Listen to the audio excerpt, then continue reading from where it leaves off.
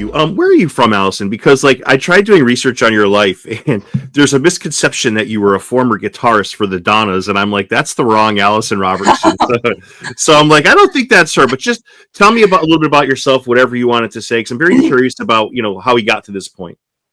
Yes, I can play the guitar. Maybe not like the Donnas, but I grew up in Dallas, Texas area, and I I don't know where to start. I went to college and I went to Georgia Tech first, and then transferred to a small school in Texas and studied environmental science. And then I went to North Carolina to study public health, and um, was there for quite a while and tried doing some other things, but have mainly stayed around North Carolina.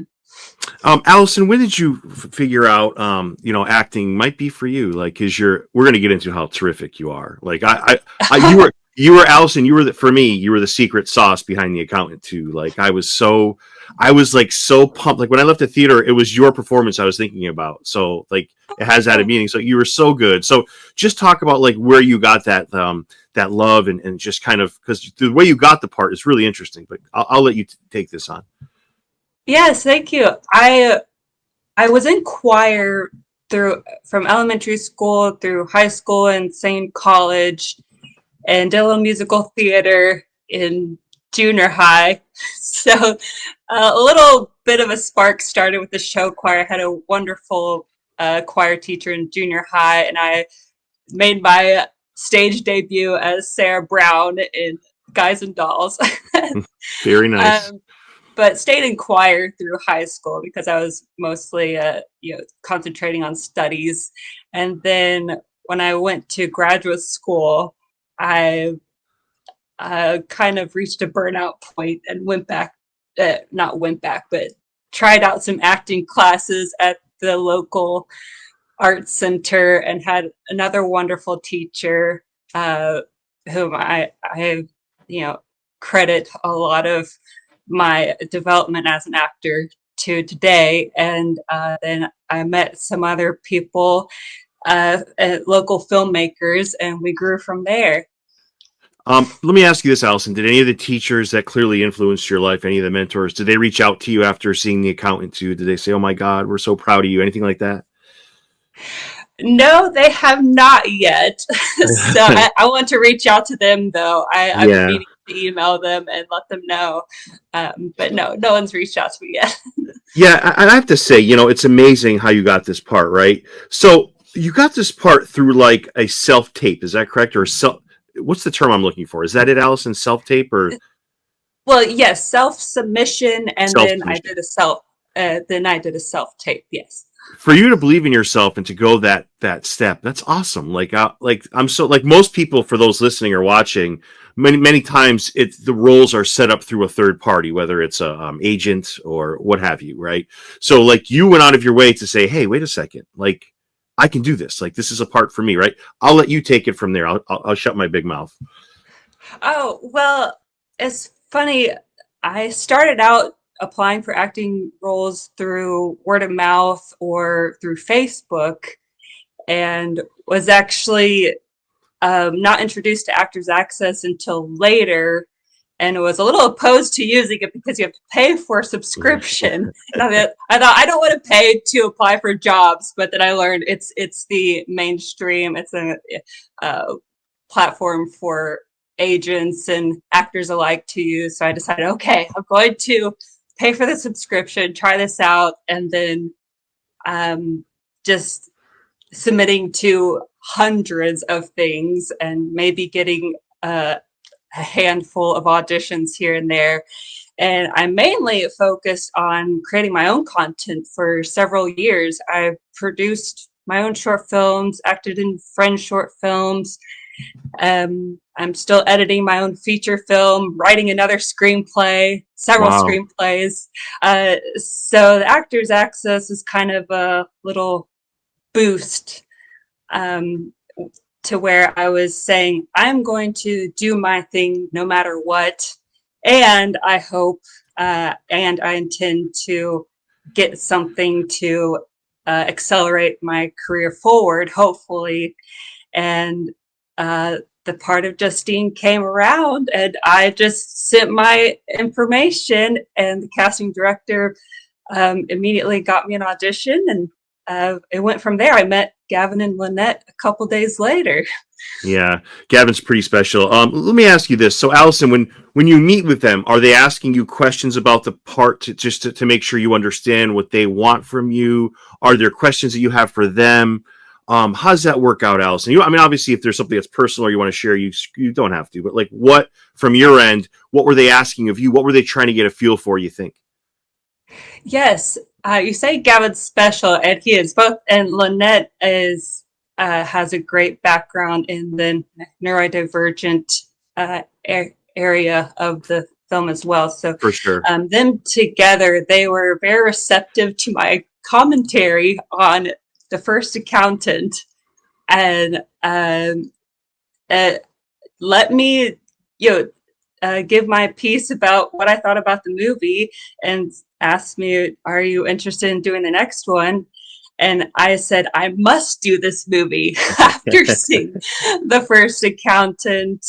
And so I admired Gavin's patience with me and openness to my quite candid commentary, and then moving forward, where the audition was pretty different from how Justine actually came to be.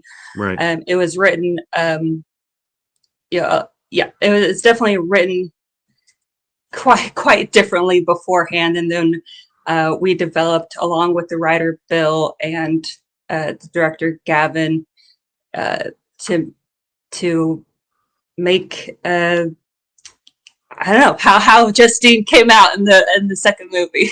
Yeah, that's a great answer. Let me ask you this: is there any part of that commentary you'd be comfortable sharing about what you saw in Justine? You mean from the first movie or Right. the So when you second? sat down with Gavin, you said they were kind of like you were very. It sounds like you're very open and honest. Like, hey, this is what I think. So you don't have to tell me specifics, but like, what was the gist of like what were you saying about Justine? Because for those listening who haven't seen the movie yet, she's Justine's a nonverbal, communicates with Chris. She is like Alfred to Batman. She is his guardian angel. She is such a huge part of this movie. But what was your commentary to Gavin about what you saw, your thoughts, anything you're comfortable in sharing? I think the main commentary I'll say, which is kind of lighthearted take on it, where I saw the scene with Justine at the end of The Accountant, and noticed her room was so bare, and I said, my room has tons of blankets and stuffed animals and fluffy things and fuzzy slippers and color and toys, versus her room was so bare. And that's where I think Lynette connected with me, is Yeah. say, yes, we need more comfort in this space for Justine. And then I refer to Justine more as a non-speaking, which is a term that has come about in the Yeah. past several years. So nonverbal was used originally, but non-speaking, where Justine could possibly speak if she wanted to. However, she's so comfortable using the keyboard and voicing herself through the computer, where she just saves her energy for other things. Yeah. And that behavior that I saw, bless her heart, Allison did such, a great job trying to take on this role before, and seeing those behaviors of a 40-ish year old woman in this space, versus like 5-year-old girl Right. Right. doing similar behaviors, and which I haven't talked to Bill or Gavin about my thoughts yet, but I do have a thought process of how to reconcile both versions. It's not like they're two separate people. Right. Um, it's how, and also how I looked at Justine, the first accountant, was she had just come off this huge mission. She is de-stressing, decompressing, having her alone time, and this child walks in on her while she's, kind of stimming and, like I said, decompressing. Um, and then I Yeah, have that's a great answer. What did you bring from your own personal experiences to Justine? Like, what did you want? I understand what you're saying about, just little things you notice, or maybe big things about the room and so forth. But what about in your personal life, Allison? And by the way, the other Allison you're bringing up for those watching is the voice of Justine. yes. Yeah, she was in the first film. Yeah, but I think she's a phenomenal actor. I love the idea of you being in the second. I thought that was perfect. I thought Gavin and Lynette, they nailed it. I thought you were the perfect person. But what from your personal life, Allison, did you want to bring to this role that you wanted people to see in her? I definitely, I definitely already have the science background. I did well in computer science. I did well in math and engineering. And so those computer skills and analytical skills naturally came out. I am not a super hacker like Justine, but I do have a little background in that. So I enjoyed putting that forward. And then, as I mentioned, the non-speaking mutism aspect, where I grew up most of the time not speaking in school. Had I um I had maybe one or two friends, but otherwise I didn't speak to anyone. I just went to school, did my work, and went home. I had a very rich family life, very close to my father, as Justine is also close to her father. And he's done so much to help her thrive in this world. So that's where I connect as well. And then I have experience working with youth, so I thought that was very fun that I got to work with the students, and I was right up my wheelhouse as well, where um, I had I really love taking on the camp counselor uh, role for that. Yeah, it's funny too because like you come across as so confident on screen, right? And you have to show it. You really can't show it with your words, right? You have to show it with your demeanor, with your motion, with your body. Like that's even more impressive than like because many times actors can like express themselves, but you don't have that luxury in this role. So you were just so great in that way, Allison. Oh, thank you. Yeah, yeah. I wanted to say that that's where one of my teachers came in, where one of the first exercises we did was to make a scene where we did not speak whatsoever. And I think that helped a lot. And that put that idea in my head from the beginning to show before you speak. Yeah, yeah. Allison, I have a few more questions for you. Thank you for this Yes. time. Yes, I'm so it's just a joy to speak with you. So one of my favorite scenes in the whole movie, or the relationship, is with Brax and Chris. Right? I love your relationship with Chris, but I love how Brax. It's his brother. Chris is his brother, but he knows that Chris is certainly on the spectrum somewhere. Right? We'll leave it there. But like his frustrations with him not saying thank you, him not picking up the phone, like he loves him dearly, but his frustration and like I love that relationship. I thought for me that was the shining part of this wonderful movie that made me cry, made me laugh, made me angry, made me it's like it has a full range of emotions. Talk about that relationship, Allison, from your point of view. What did you think of the relationship with Brax and Chris, and watching it maybe as a movie fan and as an actor? Yes. Well, I can totally relate. And I am Chris in this situation. And I have two sisters that are Brax in this situation. And really, I relate very much. And I've had this talk with my family before where I'll go months or even years without talking to family or friends.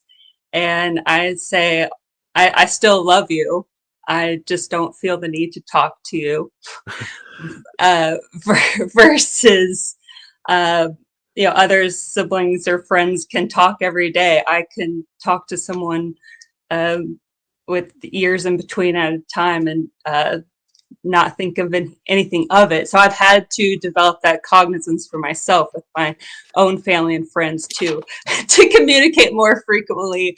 So it was very interesting to see how Bill had captured that so well. And then John and Ben worked that out on screen between themselves. And they have brothers themselves. So I think they have that natural dynamic going for them. I think, Ben really worked on that this time, and I really enjoyed, yes, the heartbreaking aspect of where Brax is coming from. I definitely relate to. Yeah, and there's a scene at the end where, and this is not a spoiler, where they stop the bus and Brax gets out and picks up a cat, and I'm like, oh my god, I'm gonna cry in a theater now. I'm all emotional because I'm telling you, this movie had everything. How is your rapport with Ben? He must be so much fun to work with. I mean, one, because he's a phenomenal director. He's almost like two people in one. He's this A+ director. He's an A+ actor. So it's like you mix them together. This being your first major role, how did you find his just working with him as a co-actor, as a human being? What did you want to add to that, Allison? Yes, well, during my time filming, I did not get to interact with him directly, although I, from the first encounter, then seeing some of his other movies, imagined interacting with him. And then I did get to meet him eventually in June of last year when he was doing the last few scenes. And he was so convivial and sharp, a little quirky. He's like, "Are we filming? Are we filming? Am I dressed in the right wardrobe? Are we here? Okay, let me go outside and take a break." And then, all right, we're back. And Gavin was calling out like, "Where did Ben go? Bring him back!" But yes, he is so sharp and so delightful. We had a little conversation about him fitting on this motorbike and how it's too small, and then the screens flashing by, how I get headaches so easily. So I was wondering how he was doing with the screens flashing before his eyes, and he said yes, it gets a little tiring to work with. So, but otherwise, it was just so great to see him in action. And what got me what made me appreciate him even more as both a person and actor is I wasn't sure if he was going to leave after his lines were done, if all of his camera work was done, but he came back and read for Daniela. And I thought, okay, so he dressed into jeans and t-shirt and his I think they're like K-Swiss or these like $20 tennis shoes, and he came back and read his lines for Daniela.